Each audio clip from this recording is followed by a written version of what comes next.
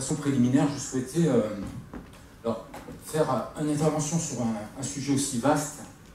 C'est compliqué en 1 heure de temps. Je n'ai pas choisi l'exhaustivité, mais j'essaie de trouver un axe un peu problématique, une entrée un peu problématique.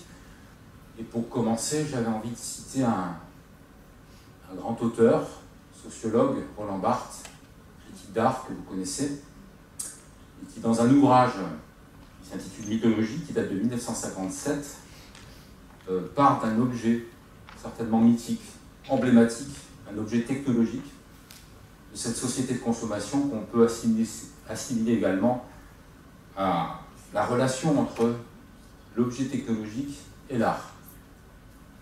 Pour reprendre des termes de Roland Barthes, il parle plus exactement de la nouvelle Citroën, la DS que vous voyez derrière moi, qui a été transformée, détournée par un artiste contemporain, Gabriel Roscoe. J'y reviendrai tout à l'heure. Et pour reprendre les termes de Roland Barthes, il nous dit très clairement que la DS Citroën est l'équivalent exact des grandes cathédrales gothiques. Il parle d'un objet parfaitement magique, fascinant. Donc, il y a dans l'objet, nous dit Barthes, à la fois une perfection et une absence d'origine, une transformation de la vie en matière.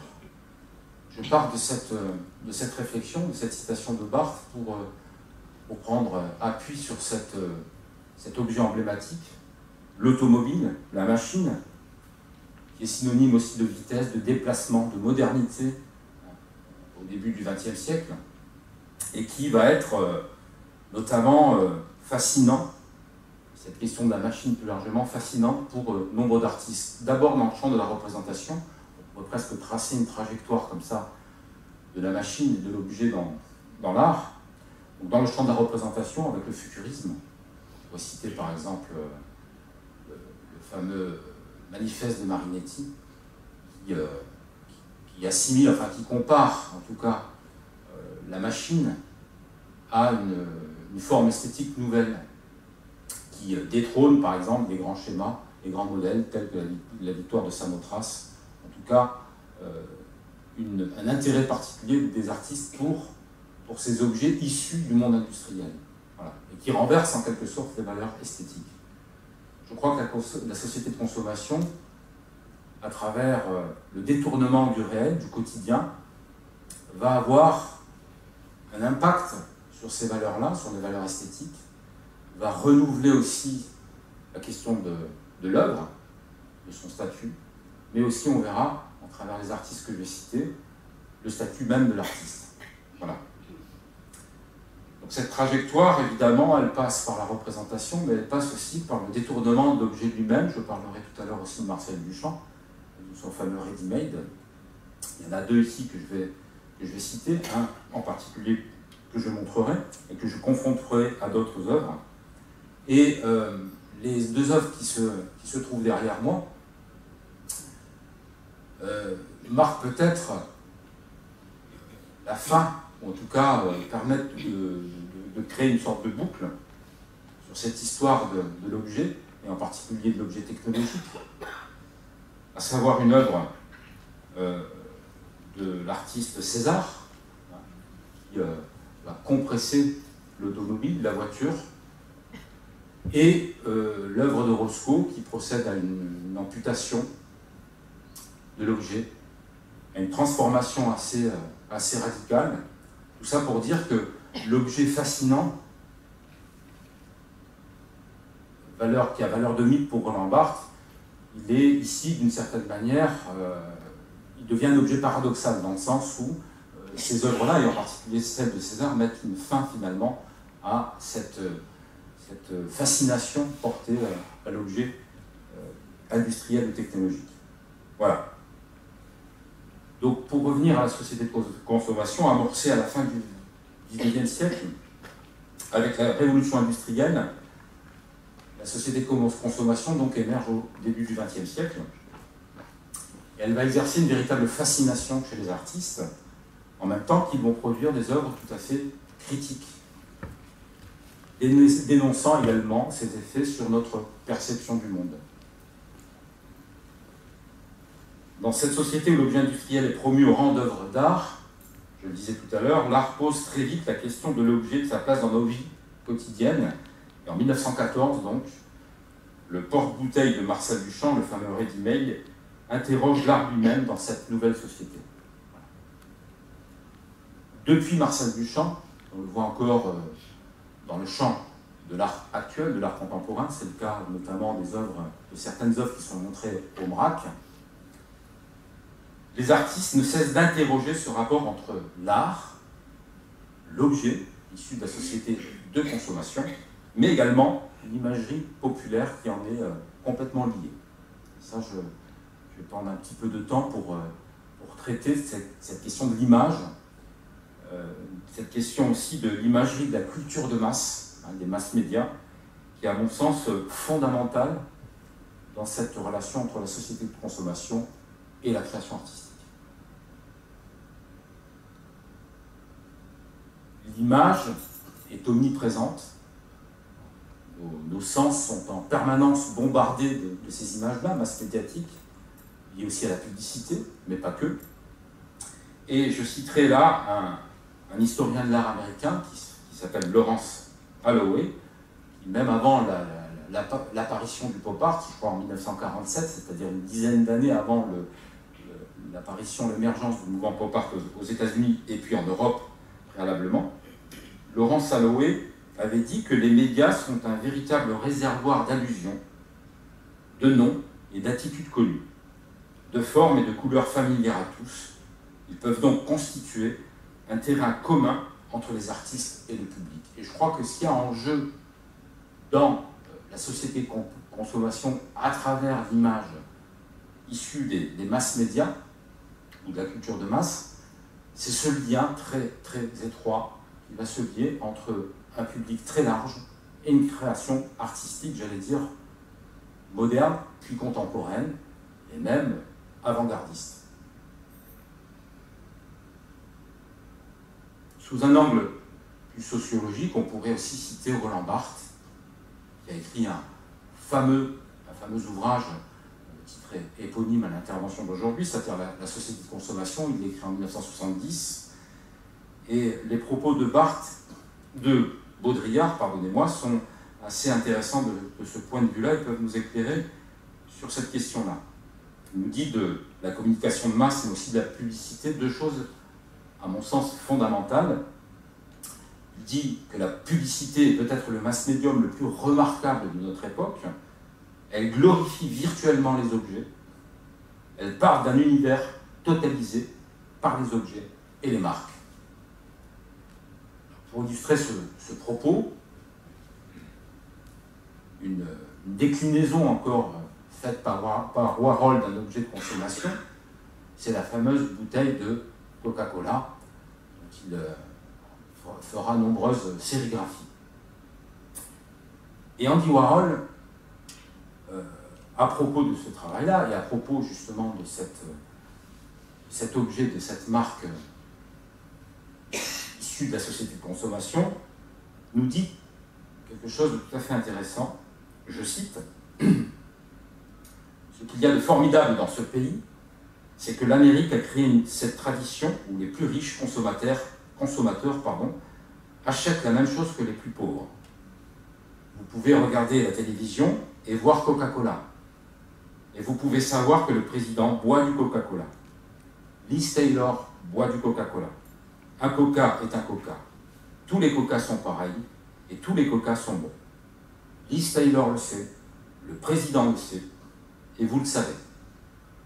L'idée de l'Amérique est formidable parce que plus d'une chose est égale et plus elle est américaine. » Je crois que ça, c'est une citation qui confirme un peu l'idée, effectivement, que de façon un peu indifférenciée, la société de consommation touche à la fois le public, les créateurs, et que c'est une façon aussi de poser une critique aussi un peu auto-centrée de Warhol sur les États-Unis, sur la société de consommation, évidemment très présente de façon assez précoce aux États-Unis. La société de consommation, sous-entendu aussi dans cette citation-là, c'est donc aussi une question qui est fondamentalement liée à la communication de masse. La communication de masse qui produit systématiquement des messages non à partir du monde, mais à partir du médium lui-même. Le médium et ses codes. J'y reviendrai tout à l'heure, notamment sur le processus de création d'Andy Warhol, qui met en œuvre autre chose, j'allais dire, que la peinture de chevalet, que des savoir-faire qui sont issus de la tradition picturale ou esthétique. Baudrillard, toujours pour le citer, parle, à propos de cette communication de masse, de pseudo-événements, de néo-réalité. Alors il emprunte ce concept de pseudo-événement à un auteur américain, historien, qui s'appelle Daniel Boorstin, qui a écrit ce livre qui s'intitule « Le triomphe de l'image ». Je vous recommande la lecture, il est assez dense et assez intéressant parce qu'il date aussi, il est contemporain de cette émergence-là, de l'époque de Warhol, du pop art, c'est-à-dire les années 60. Il emprunte donc un certain nombre de concepts à Baudrillard qui sont aussi repris en partie par Guy Debord dans un autre ouvrage. Ce que dit Boorstin, c'est que nous entrons dans un monde de pseudo-événements, donc, de pseudo-histoire et de pseudo-culture. Pour le citer, il dit très clairement, à la page 68 de cet ouvrage-là, très exactement, les illusions sont plus réelles que la réalité elle-même. En fait, ce que dénonce Boorstin, c'est la société du spectacle, du divertissement, de l'entertainment. L'origine de ce livre, d'ailleurs, je crois que c'est un fameux débat qu'il y a eu lors de l'élection présidentielle aux États-Unis qui a confronté le président Nixon et futur président Kennedy. Voilà. Et ce débat mis en scène, hein, on en a encore aujourd'hui l'écho à travers tous les événements médiatiques qui mettent en scène, qui mettent en jeu, qui théâtralisent une forme de politique et de communication aussi par l'image. Notre société est donc sous le règne de l'artifice, du simulacre, de l'illusion, pour reprendre les termes de Boorstin, et cela touche tous les domaines intellectuel et culturel. Alors il donne des points très précis là-dessus. Il parle notamment du métier de journaliste, qui n'est plus celui de la recherche de nouvelles, mais au contraire celui de la fabrication de nouvelles, de pseudo-événements. Il parle des voyages aussi, qui se sont transformés en tourisme de masse. Il nous dit très clairement qu'autrefois les voyageurs allaient à la rencontre de l'autre. Aujourd'hui, tout est fait pour que le touriste l'évite. De même, les musées. Les musées sont une attraction touristique pour lui, relevant du commerce, où les œuvres sont destinées à la consommation. C'est une critique assez dure, assez ferme, hein, sur certains aspects de cette société de consommation. L'absence de réalité, l'absence d'altérité, on pourrait dire aussi, c'est-à-dire l'absence de l'autre, la confrontation, l'expérience mouvante, la contradiction, tout ça semble être complètement nivelé ou disparaître au profit donc de cette société de l'image et de la communication. Voilà. La révolution de l'image, nous dit Boorstin, tend à indifférencier toutes les expériences de la vie.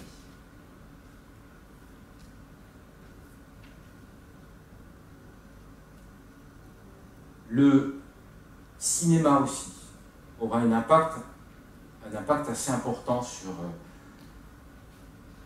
notre perception du monde, en fait. Le cinéma crée un nouveau type de relation à l'œuvre, aux images, et surtout prend un support très particulier, plus exactement, qui est l'écran.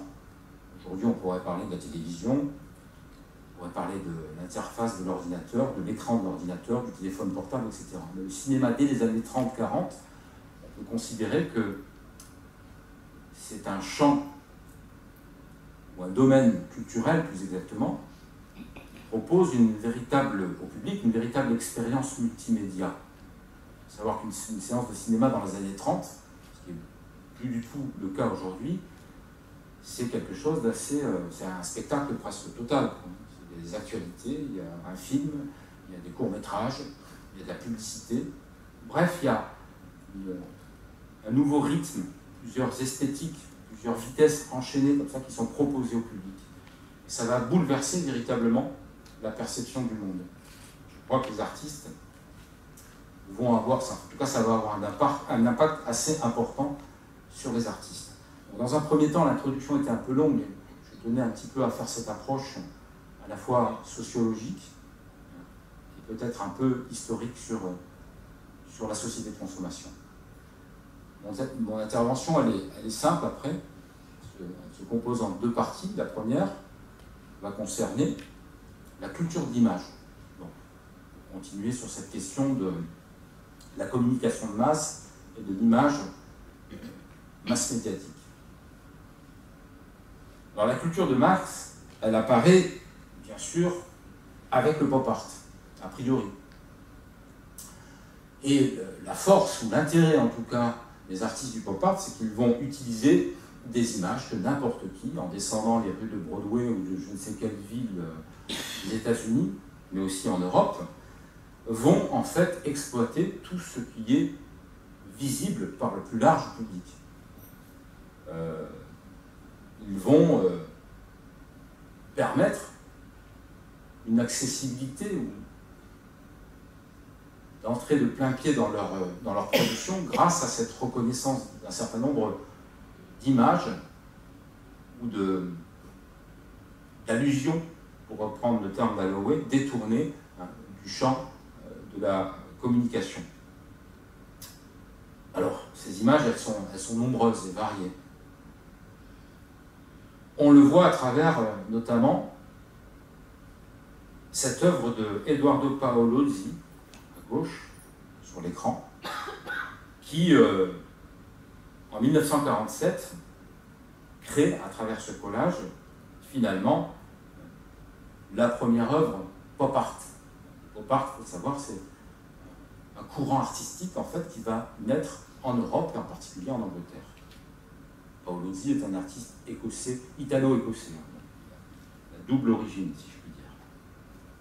Ce collage inaugural, si on l'observe attentivement, il est intéressant parce qu'il présente un certain nombre d'éléments.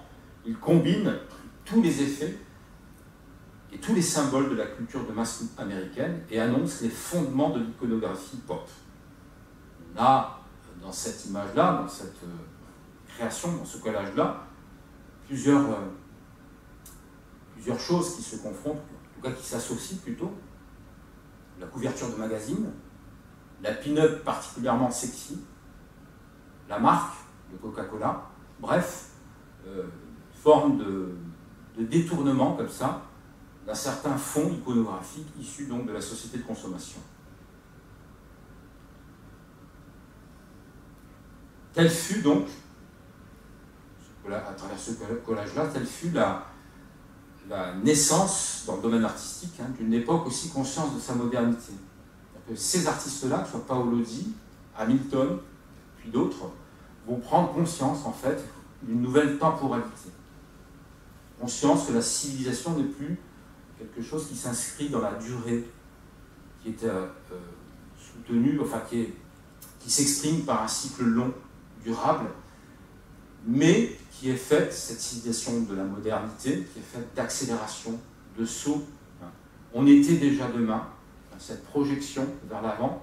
Je dis on était déjà demain, c'est une façon de citer la première exposition qui a donné donc naissance au courant pop art, qui s'intitule This is Tomorrow, qui est donc le nom d'une exposition qui a eu lieu en 1956 à Londres, à la Whitechapel Gallery à Londres.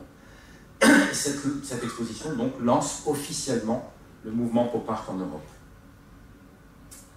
Et on doit donc l'affiche à Richard Hamilton, l'affiche de cette exposition que vous voyez à l'image. Et l'œuvre d'Hamilton s'intitule « Qu'est-ce qui rend au juste les maisons d'aujourd'hui si différentes, si séduisantes ?» Donc c'est un collage qui date de 1956. Alors, ce qui est intéressant dans ce collage, je ne vais pas rentrer dans l'analyse parce que ça prendrait un peu de temps, mais c'est là encore le détournement d'un certain nombre d'images aussi un peu clichés. On pourrait dire quand même que cette production elle a un sens assez critique, voire même ironique, un regard porté particulier sur cette société particulière. Hein. Et puis aussi, c'est une forme d'utopie quelque part, cette image-là. Elle montre de belles personnes, elle montre un intérieur coquet, etc. Enfin bref, elle a une dimension quand même assez critique. Une utopie, je devrais dire plutôt une contre-utopie, en tout cas quelque chose qui se pose comme un regard critique sur la société. La même année, Hamilton écrit un courrier à Paolozzi où il va un petit peu théoriser, en tout cas donner un certain nombre de sortes de définitions comme ça, avec un certain nombre de superlatifs, de qualificatifs plus exactement, sur ce qu'est le pop art. Il écrit: le pop art est populaire, éphémère, consommable, bon marché, fabriqué en série, jeune, spirituel, sexy, fantaisiste, glamour, lucratif. Voilà toutes les caractéristiques que soutiennent les artistes, les pop artistes européens de cette époque-là. Alors, européens, et on va trouver à peu près de façon complètement simultanée aux États-Unis, à travers un certain nombre d'œuvres et d'artistes, absolument les mêmes caractéristiques. Aux États-Unis, donc à travers Robert Rauschenberg, Jasper Johns, qui sont en quelque sorte les précurseurs du mouvement pop art, parce qu'on parle beaucoup de Warhol, mais avant, il y a tous ces artistes-là. Warhol, bien évidemment, par la suite. Et tous ces artistes, finalement, de façon simultanée, répondent d'une certaine manière aux mêmes critères. Critères qui vont complètement bouleverser le champ de la création artistique. C'est un philosophe américain qui s'appelle Arthur Danto, qui dit que le pop art est certainement l'instrument philosophique le plus performant, le plus intéressant, qui va permettre de redéfinir totalement l'esthétique et l'art en général. Donc on sort totalement d'un certain nombre de schémas, en tout cas des catégories ou des critères inhérents à la création artistique issue du 19e ou début 20e siècle. Ce que je voulais dire également, c'est que, pour citer tous ces artistes, Rauschenberg, Johns ou Warhol, il me semble aussi que, d'un point de vue un peu historique, ces artistes-là sont aussi de la génération du Bauhaus. Le Bauhaus, c'est une école allemande qui, dans les années 20-30, je ne vais pas m'approfondir sur l'histoire du Bauhaus, mais le Bauhaus va, à travers un certain nombre d'artistes, va créer une sorte de synergie, de mise en commun, de réflexion, de théorie, de concepts, de création, de champs artistiques très différents. L'architecture, la peinture, la danse, le théâtre, etc. va créer cette idée d'un art absolument total, finalement. Va complètement décloisonner les champs artistiques.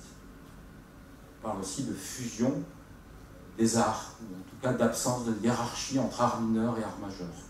Et surtout, l'idée forte du Bauhaus, c'est de lier la beauté, l'esthétique et la fonction.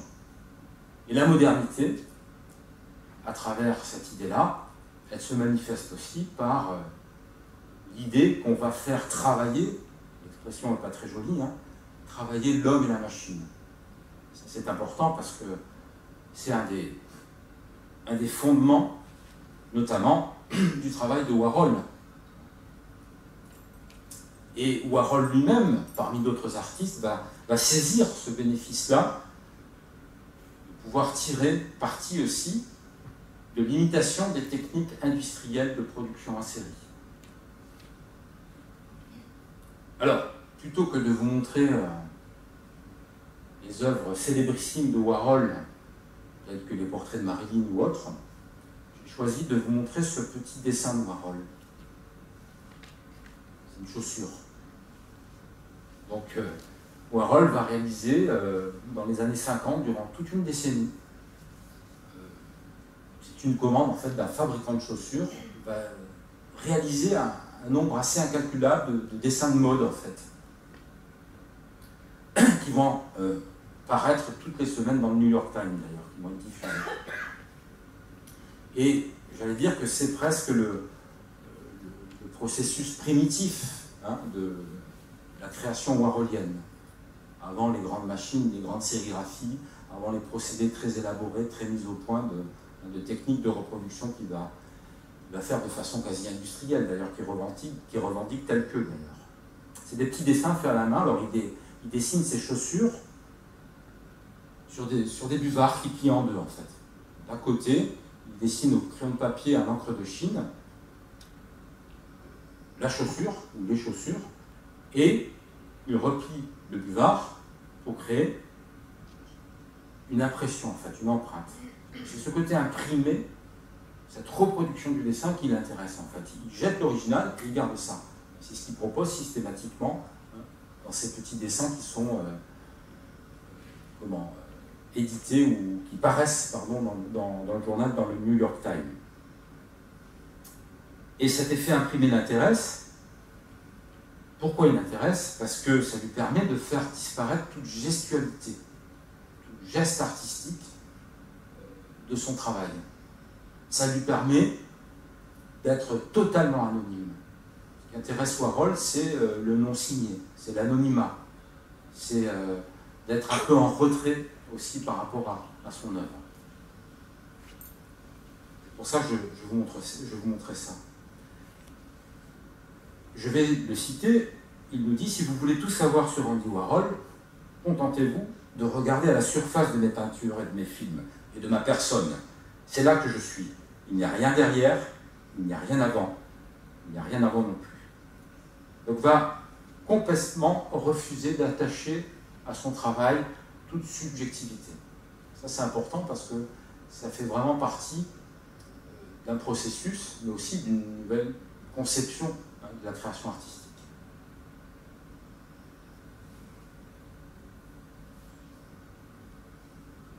Bien sûr, ce procédé, il va quasiment le systématiser. Il va en faire un processus à part entière de son travail. Les termes recyclés, répétés, accumulés, sont des termes assez significatifs de la production de Warhol.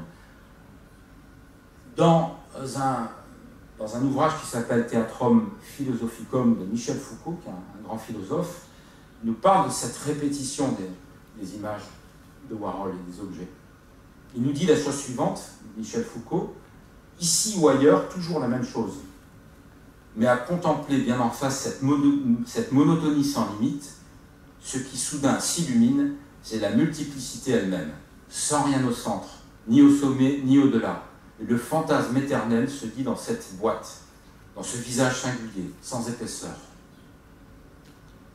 Alors, le constat un peu phénoménologique que fait Warhol, c'est que plus on répète les images, plus elles deviennent insignifiantes. Elles perdent un certain degré d'iconicité. C'est ce qu'il recherche totalement dans son travail. Alors, bien sûr, chez Warhol, il y a une forme de simplicité aussi par rapport à ça. Il dit, ce que je cherche à faire, ce n'est pas extraordinaire.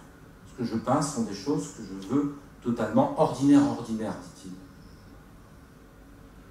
C'est vrai que les portraits de Marilyn Monroe, on entend souvent dire au sujet des portraits de Marilyn Monroe, effectivement, il traite la star, l'icône, comme il traite la bouteille de coca, ou comme il traite la boîte de soupe Campbell, comme un objet, comme un objet ou comme une image de la société de consommation, ou de consommation.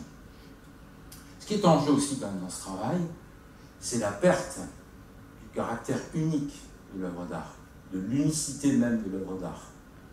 Ce que je dis souvent à mes élèves quand je fais cours sur ces sujets-là, un peu simpliste, un peu caricatural, mais ça permet peut-être de comprendre les bouleversements qui sont en jeu là, à l'heure actuelle, à cette époque-là. Je leur dis souvent, la Joconde, elle est unique. Elle a une certaine aura, pour reprendre le terme de Benjamin, l'aura de l'œuvre. L'aura de l'œuvre, ici, est complètement remplacée par l'aura de l'objet. En tout cas, l'œuvre n'est plus uniquement comprise dans son unicité, mais plutôt dans sa multiplicité, dans sa diffraction, dans sa répétition, dans sa sérialité.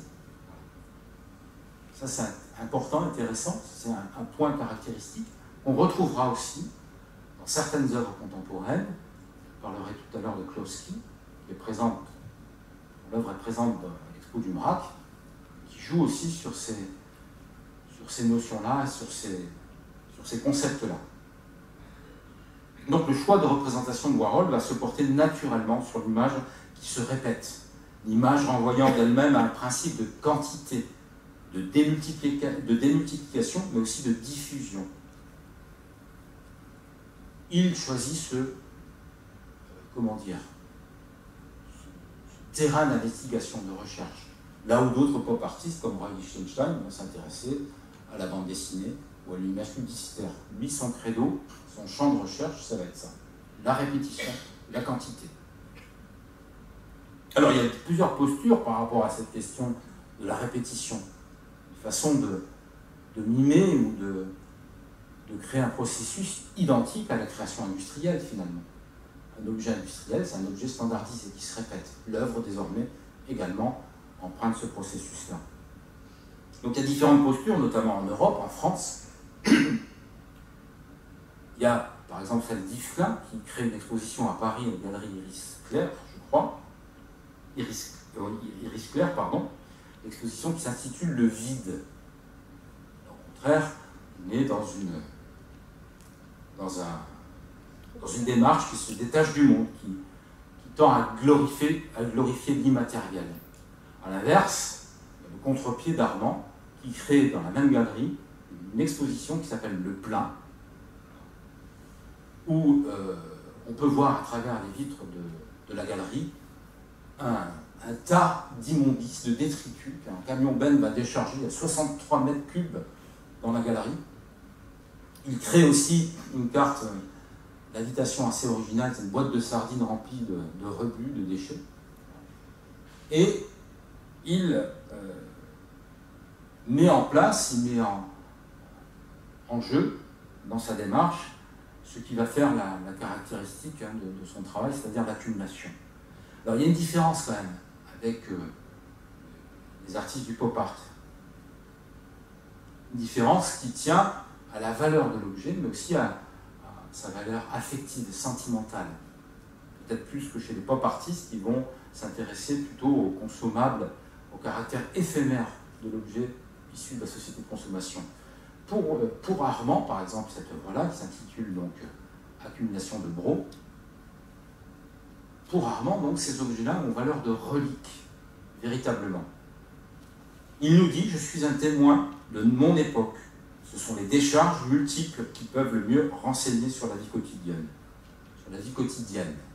On pense aussi à d'autres artistes comme Spoeri, Daniel Spoeri, ou plus récemment des artistes comme Tony Cragg, dont je vous parlerai un peu plus tard.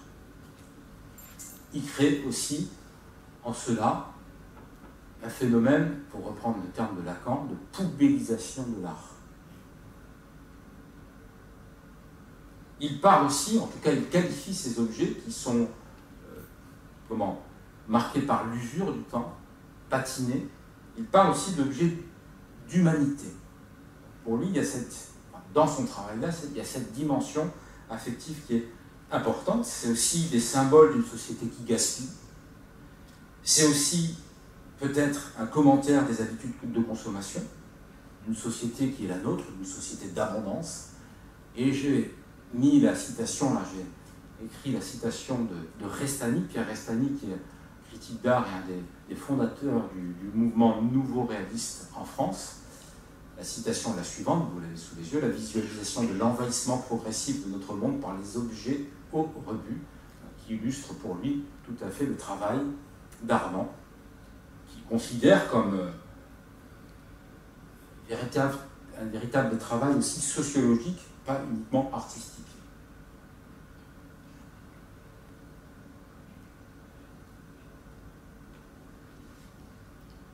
Dans l'époque contemporaine, tout à l'heure je parlais de Klossky, ce serait intéressant de s'y arrêter un petit peu. Alors Claude Klossky, il y a une œuvre qui est au MRAC, je crois qu'il y en a une ici aussi à la main ou pas, qui est exposée. Non. Bref, il y a une œuvre qui est constituée d'écrans plasma, je crois, avec des messages comme ça qui sont détournés du monde de la communication, des médias, etc. Et Claude Klossky, est un artiste qui travaille aussi sur la répétition, la quantité, l'épuisement, la saturation, et qui emprunte donc aux images publicitaires et médiatiques. Il est un artiste au travail assez polymorphe, parce que il travaille la photographie, l'image, la vidéo, le diaporama, il crée des sites internet. Ce qu'il y a aussi de nouveau chez Klossky, c'est une forme de dématérialisation d'œuvres d'art. Il crée aussi des œuvres sonores. Et il s'empare surtout des modes d'organisation du monde. L'œuvre de Klossky est constituée et fondée sur ces modes d'organisation du monde, qui tend à classer, répéter, mais classer, ordonner, ranger. C'est ce qu'il fait. Il emprunte, il crée une sorte de langage finalement à partir de ces modes d'organisation du monde et de la société de consommation. Il crée par exemple aussi des œuvres à partir de jingles radio, de dépêches de presse, d'interviews d'artistes, de listes d'objets de consommation, de pièces sonores, il crée des pièces d'ambiance dans lesquelles sont diffusées, par exemple, il y en a une qui s'appelle TF1, qui date de 1997, où tous les quarts d'heure est diffusé le jingle du journal télévisé de TF1. Une autre qui s'intitule GSM de la même année. Plusieurs sonneries de téléphones portables sonnent en même temps. Donc, il y a une sorte de relation aussi au public qui, dans l'art contemporain, à travers l'œuvre de Klossky, est en train de changer, sous des formes diverses, notamment d'immersion ou d'installation, et c'est le cas chez Klossky. Alors, pour illustrer cette question du rangement, de la liste, du classement, des suites aussi que crée Klossky, vous avez l'œuvre qui est derrière moi, qui s'intitule De 1 à 1000 francs, qui date de 1993, sur des tracts, prospectus publicitaires qui sont découpés et collés, une plaque de verre et de plexiglas. Et cette œuvre-là, elle est vraiment significative, j'ai choisi que celle-ci, du processus engagé par Klossky, processus de classification et donc de rangement. Klossky s'intéresse essentiellement au système iconographique de la société de la société de consommation, dans laquelle chaque élément renvoie finalement à une totalité, à une globalité. Cette interdépendance du particulier au général, elle est rendue visible ici de façon assez explicite dans cette œuvre, qui prend la forme d'une grille un peu exponentielle. Il s'intitule De 1 à 1000 francs, où il va classer donc l'image d'un objet, une publicité qui coûte 1 franc, puis une seconde à la suite qui coûte 2 francs, etc., jusqu'à 1000 francs. Ça peut se poursuivre de façon complètement indéfinie, ou infinie, pardon. Donc l'œuvre de Klossky, c'est un exemple, une illustration d'un prolongement de ce qui s'est produit après la guerre, finalement, après 1945, dans les années 50, dans les années 60. On verra aussi comment les artistes contemporains vont renouveler cette question de l'image et de l'objet issu de la société de consommation. Après avoir parlé de l'image, je vais m'arrêter également, je vais poursuivre plus exactement, par la question de l'objet. L'objet issu de la société de consommation. Alors, l'objet issu de la société de consommation, je crois qu'il apparaît de deux façons différentes. La première, il apparaît au début du XXe siècle sous forme de recyclage à travers un certain nombre d'œuvres. Je ne vais en citer qu'une. j'ai décidé, volontairement, j'ai pas choisi de tout vous montrer. Je pensais que ce n'était pas utile. Mais l'œuvre que je voulais citer, qui introduit finalement l'objet réel ou la réalité dans l'art et en particulier dans la peinture, c'est une œuvre de Picasso qui s'intitule « La nature morte » à la chaise canée qui date de 1912. C'est la première intrusion du réel dans un objet pictural dans la peinture. Ça va créer quand même un bouleversement assez considérable et surtout, ça va créer un phénomène assez incontrôlable, j'allais dire. C'est celui de sortir, de la sortie de l'art du champ de la représentation pour aller dans le champ du réel. La deuxième,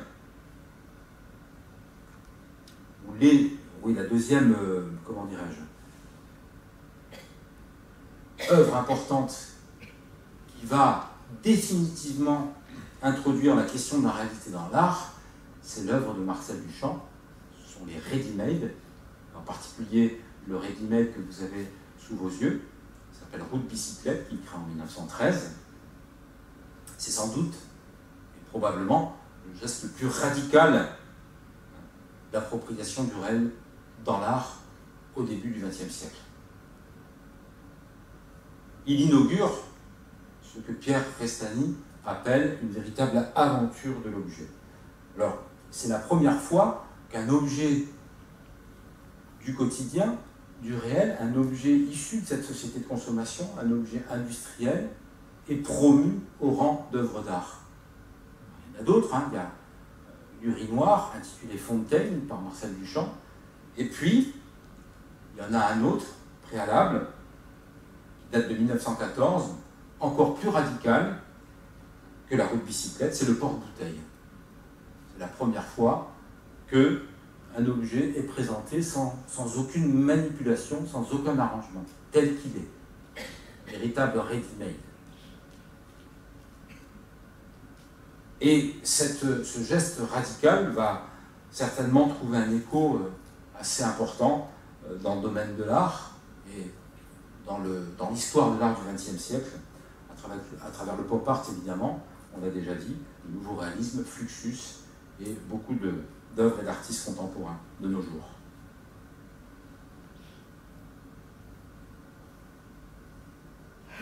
Je voulais aussi dire par rapport à ce bouleversement, ce geste radical inauguré par Marcel Duchamp, que effectivement, ça va avoir un impact aussi sur l'esthétique de l'art, sur le regard porté sur l'art par les philosophes, par les historiens de l'art. Ça va redéfinir totalement la question de l'art et du champ esthétique. Et pour reprendre encore une fois, pour citer Arthur Danto, le philosophe américain, Arthur Danto nous dit très clairement que toute tentative de catégorisation, enfin de définition de l'art par des critères esthétiques est vouée à l'échec désormais à partir du geste de Marcel Duchamp. Ce sont désormais des critères catégoriels et non plus liés à la perception qui vont définir ce qu'est une œuvre d'art. Voilà. Donc, la question que pose Danto, qui fait écho au geste de Duchamp, c'est quand y a-t-il art et non plus qu'est-ce que l'art? C'est fondamental, quand on s'intéresse à la création artistique, à l'histoire de l'art, de comprendre ce phénomène qui se produit à cette époque-là, d'un bouleversement ou d'un renversement des valeurs.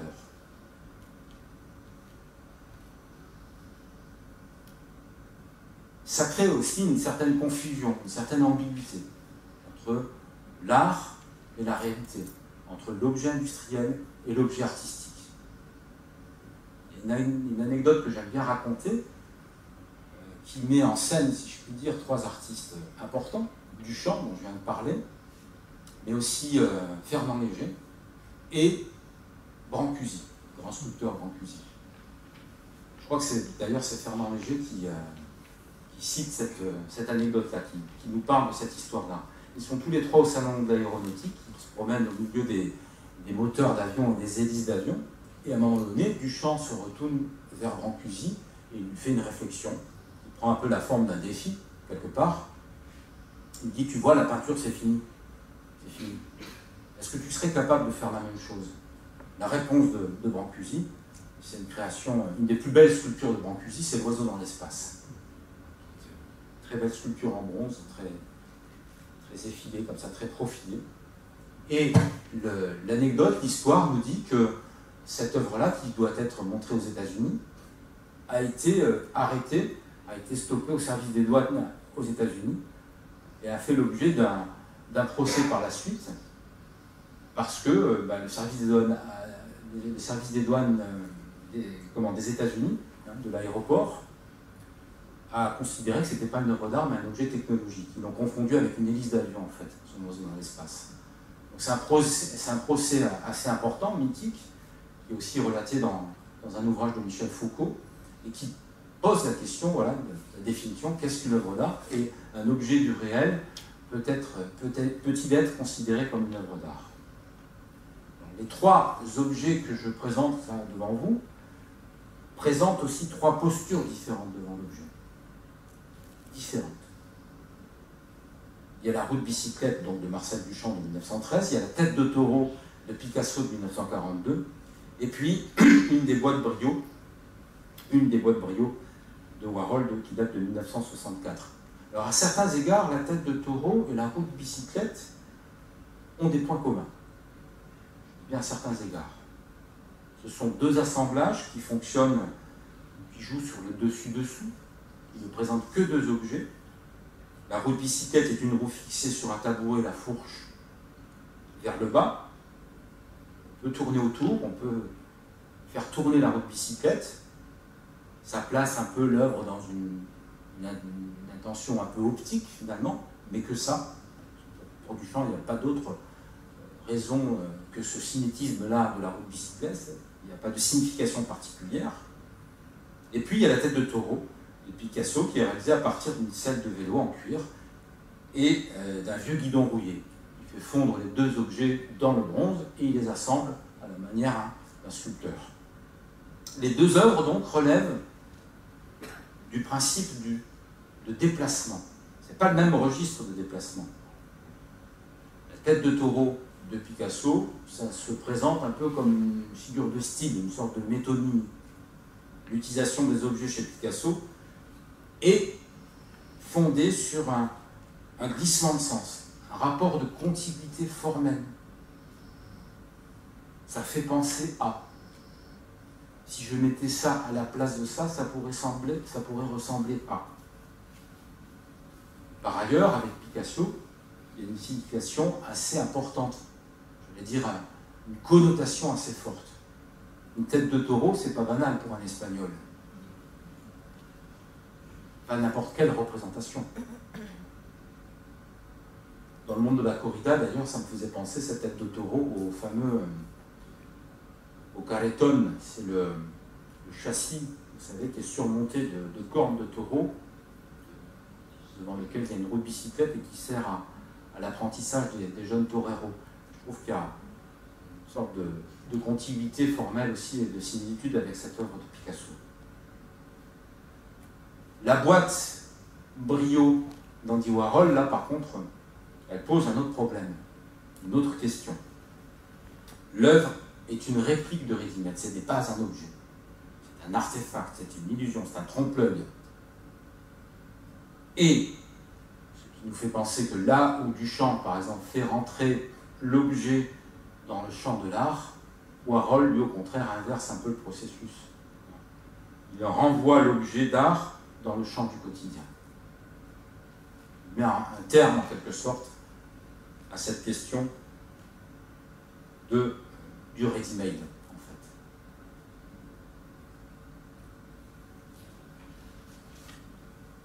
Pour finir,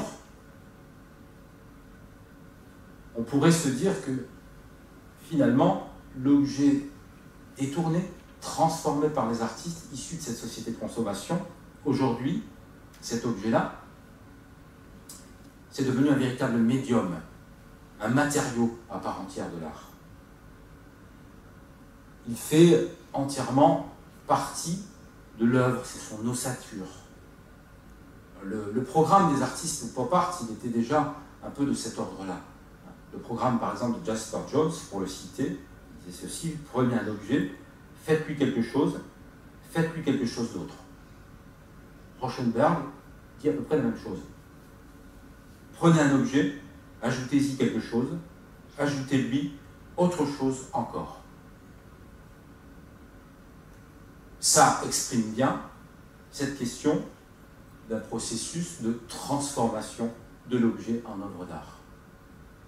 Donc l'objet matériau, en quelque sorte, on peut considérer qu'il se substitue à la couleur, au pigment utilisé par le peintre, à la touche, au bloc de pierre utilisé par le sculpteur, devient véritablement l'ossature de l'œuvre, le matériau de l'œuvre à part entière.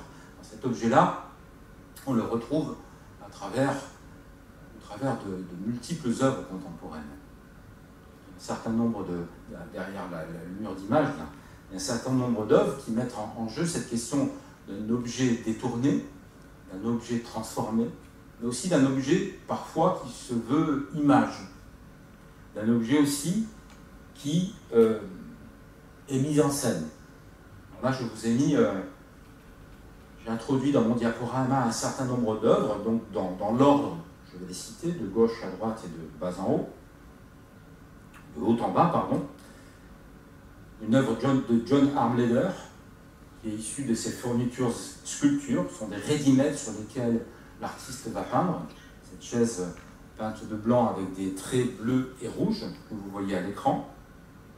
Il y a l'artiste aussi Sherry Levin, qui fait une citation de Marcel Duchamp et du fameux Fontaine, avec un certain nombre de reproductions en bronze de l'objet emblématique et mythique de Duchamp. Il y a Jim Isserman et sa série Shares, qui date de 1987. Cette œuvre-là, elle est intéressante aussi parce qu'elle abolit les frontières entre l'art et le design. Il y a les meubles sculptures de Archweger, qui aussi, à travers une représentation minimaliste de l'objet, nous renvoie aussi à une histoire de l'art. Comme Penado, dans sa proposition aussi, pourrait nous renvoyer au minimal art américain, quelque part, la sculpture minimale. Et puis, l'œuvre de Sylvie Fleury qui met en scène un caddie, contenant de l'objet de consommation également, une œuvre en bronze qui confère à cet objet une valeur presque sacrée, finalement.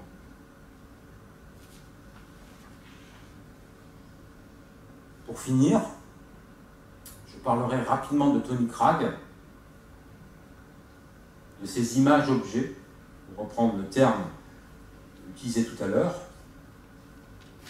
Et Cragg, dans ses collages, dans ses installations, cherche un nouveau classement des objets, mais selon un critère qui est très particulier, qui est celui de la couleur. Des objets de rebut, récupérés, recyclés, à partir desquels il crée ces silhouettes qui eux-mêmes, par écho, par redondance ou par mise en abîme, représentent eux-mêmes des bouteilles d'emballage, de produits de vaisselle ou que sais-je. L'œuvre de Tony Cragg montre une civilisation de l'objet, par contre, là, finissante, on pourrait dire, presque mélancolique. Le travail de Bossut, il est un peu différent, dans le sens où il va aussi réinvestir de façon assez originale le champ de la sculpture. Il procède carrément comme par empreinte, un peu comme, on pourrait presque s'apparenter à de la photographie. Ce que vous voyez là à l'image, l'accumulation d'objets là posés au sol, des chaises, des tables, des bidons, etc., en couleur, sont en fait des moulages, des empreintes faites à partir d'objets détournés, teintés dans la masse. Ce qui nous est donné à voir ici, c'est le dépassement du changement de contexte, de la sacralisation de l'objet qui caractérisait le ready-made de Marcel Duchamp. Ce qui fait œuvre chez Bossut, c'est finalement l'empreinte de l'objet réel. Ce n'est pas sa présentation, comme le ready-made de Duchamp, c'est plutôt sa représentation par l'empreinte, par le moulage. Alors, il va assez loin au sud dans ce processus-là, parce que là, on ne le voit pas à l'image. Quand on observe de plus près ces pièces, ces œuvres-là, il laisse de façon apparente la couture hein, qui est apparente, de la dépouille, on dirait, hein, de la sculpture, qui est le joint entre les deux parties hein, de l'objet qui a été moulé. Donc il y a une sorte d'attention particulière aussi, d'attention particulière portée sur cette fabrication-là. Donc, le travail de Bossu, on pourrait le qualifier de surmoulage. Il moule à partir de moulages existants. Il répète aussi comme ça les objets avec effectivement un travail sur la couleur qui nous renvoie un peu quelque part à une forme de gaieté warholienne, ou pop artiste, quoi, un petit peu. Ce sont des objets véritablement clonés. Que ce soit chez Cragg ou chez Bossu, nous sommes surtout devant des objets de couleur. Pour finir, je dirais que cette question de l'objet matériau, elle nous pose aussi, en tout cas, elle remet en question la volonté de couleur et elle rejoigne quelque part le geste pictural. C'est ce que je voulais dire.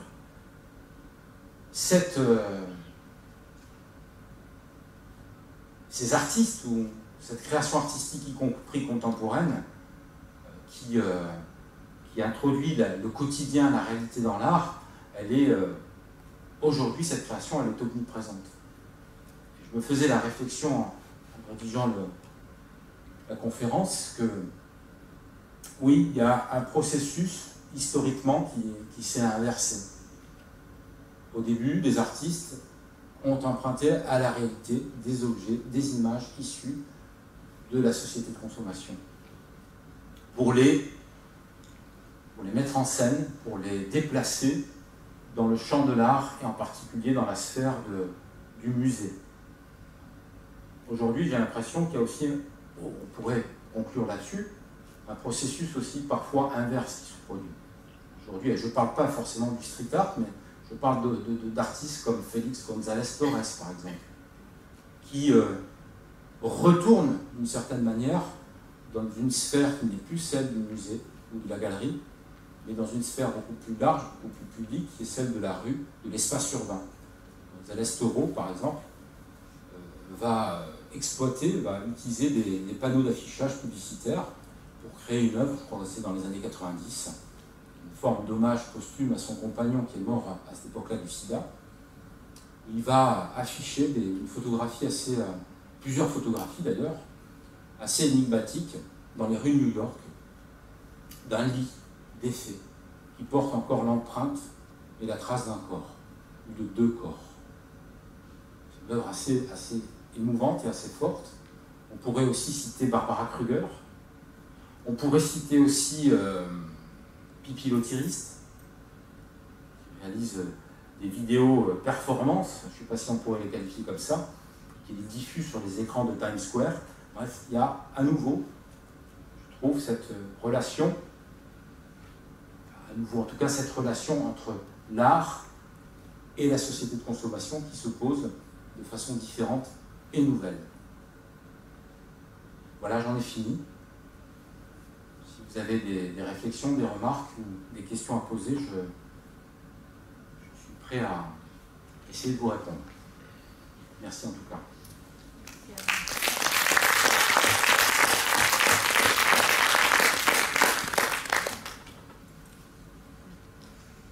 Des réflexions, des remarques, des choses qu'il faudrait que je reprenne peut-être. Je n'ai pas été assez clair.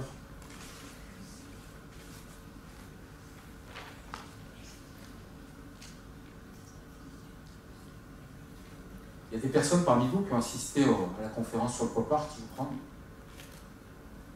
Donc il y a certainement eu des redondances avec ce qui a été dit, je suppose, un peu, un tout petit peu. J'étais obligé de revenir aussi sur un certain nombre d'aspects de cette époque des années 60, ça me paraissait quand même assez incontournable.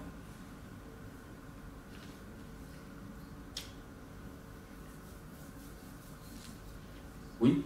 Monsieur, s'il vous plaît, vous pourriez revenir sur les boîtes de soupe? Sur les boîtes de soupe Campbell, oui. Oui, voilà. Celle-là.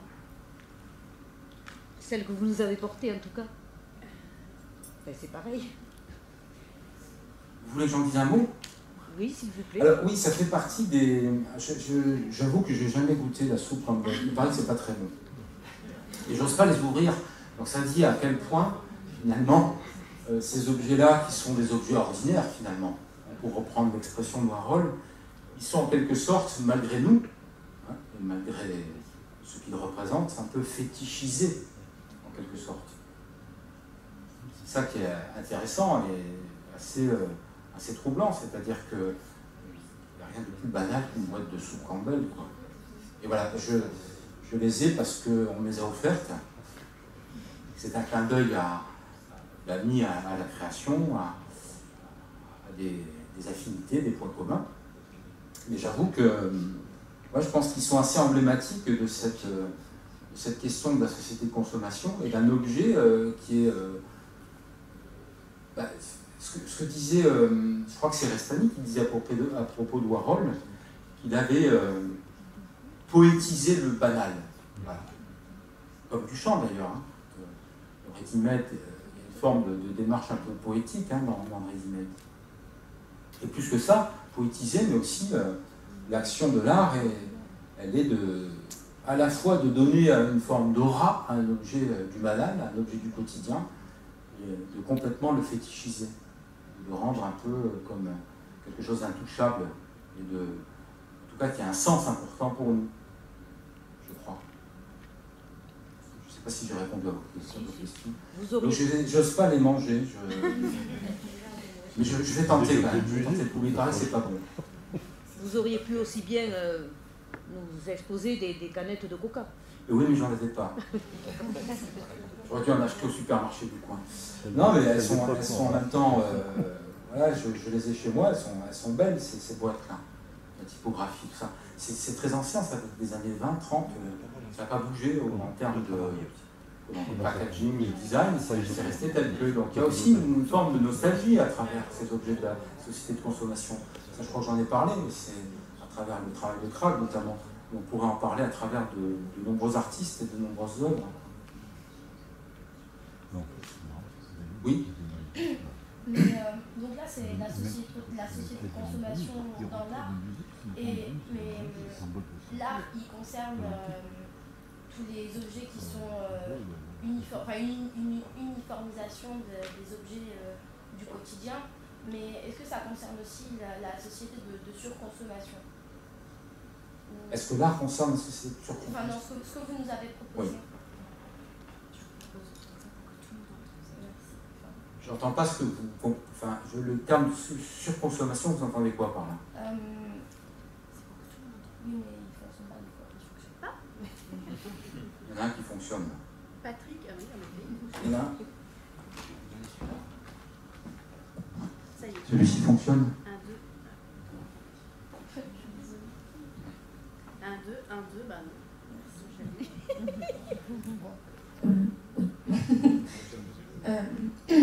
Mais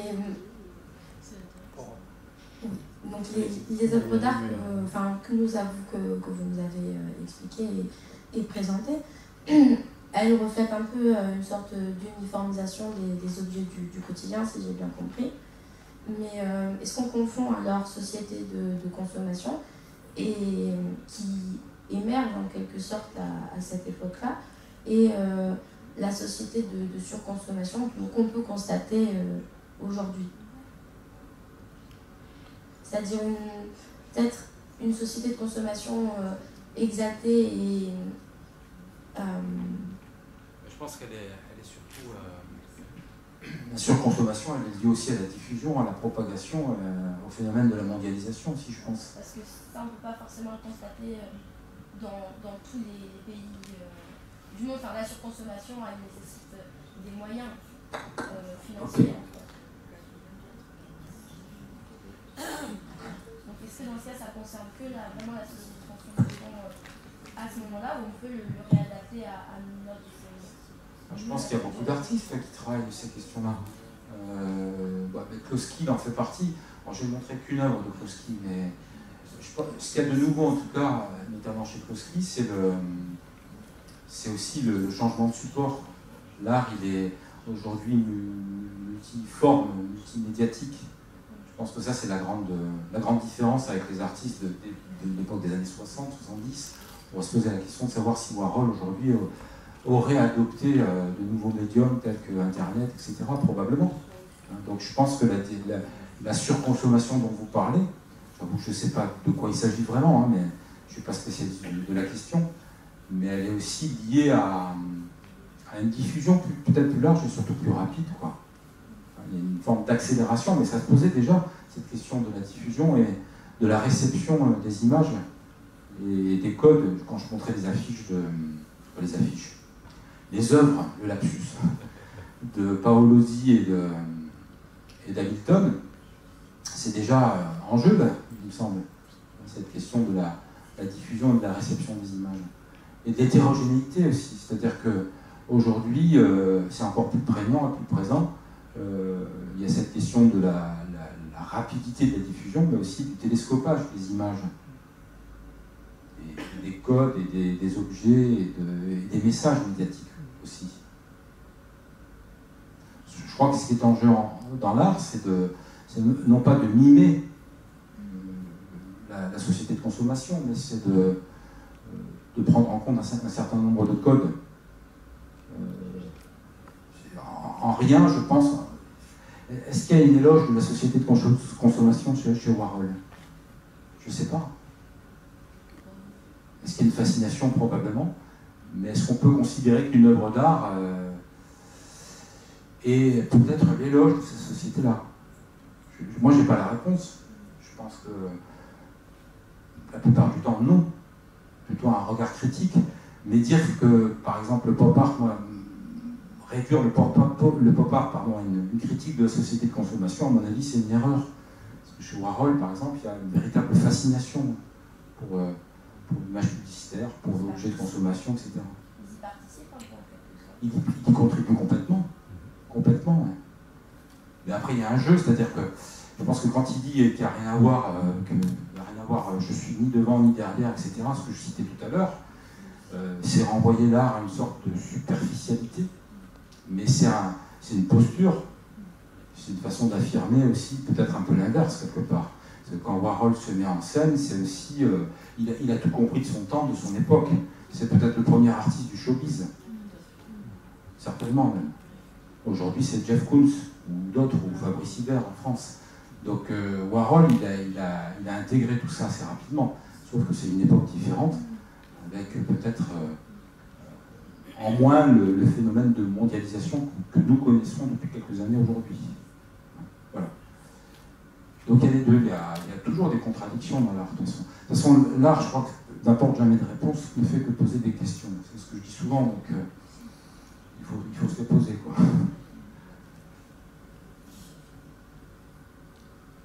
D'autres questions?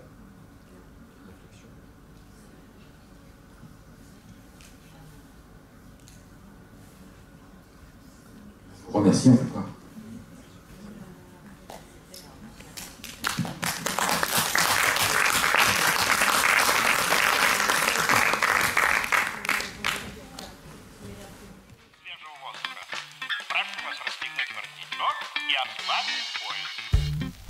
Ноги соедините, руки опустите.